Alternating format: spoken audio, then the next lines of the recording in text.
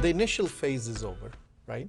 Now the initial struggles are over. Your company is clicking on all cylinders and all that.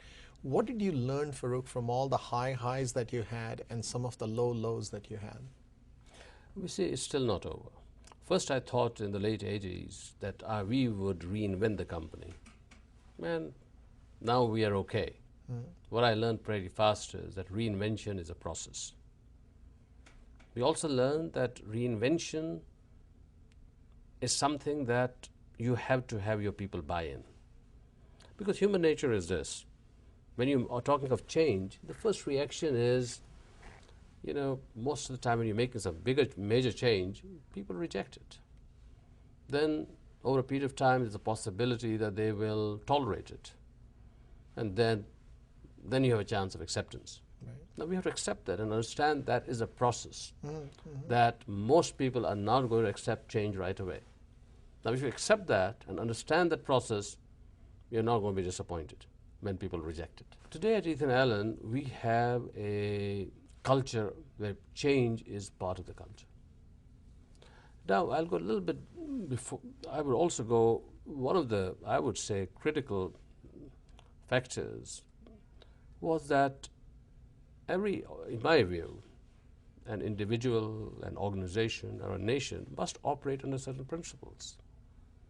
If you don't have any principles under which to operate, you're sort of groping in the dark. So in the 80s, I sat with my associates, and most of it is common sense. I wrote down 10 leadership principles. They're on our website if you go there, called Ethan Allen, on ethanallen.com. Now, these leadership principles are common sense principles. First is, you've got to work hard and set a precedent as a leader. You'll be amazed how many people think that they don't have to work hard. Second is that the leader's responsibility is to help determine the relative importance of issues. We're all confronted with issues day in and day out. Now, what's important and what's not important is our responsibility, and also we must convey that to our associates, why this relative importance is taking place. Because people, his human nature is that everybody thinks what they're thinking is the most important. You have to even sell the idea of the relative importance of priorities. Very important. Another principle we have is speed. If it's something good, do it. Fourth is that you must have the confidence to empower others. That's the responsibility of leadership, to empower others. Now, we have our another leadership principle. I won't go to all of them. There, as I said on our website, is I call it justice. Now, in business enterprises, you know, justice, the word justice is not used. But I believe that treating unfairly, whether it's your friends or your customers or your clients or anybody else, is the root cause of the problems in this world. Now, in a business enterprise, building an enterprise based on justice was my goal. In the last 25 years, I'm very pleased and proud of the fact that we have created a business model that to a great degree follows it. For instance, it has taken us 20 years to do it, but we today sell our products at one everyday best price delivered to your home anywhere in the country. So we treat every of our clients with dignity and the same way. Now, you know, when I suggested that many years back, so-called experts told me American consumer is not going to accept it because they love sales. You got to fool them. Raise the prices so you can lower them. I said, no. If they believe in your credibility, they're going to like it. But before your customer believes in it, your own associates have to believe it. So we spend a great deal of time with our associates. We have 3,000 interior designers at Ethan Allen. And if they don't believe in anything, the chances are our clients are not going to believe it. So this whole concept of creating a culture based on fairness. You know, recently with all these economic problems and everything else, one of our associates came to me and said, should we change the policy in the way we pay our suppliers?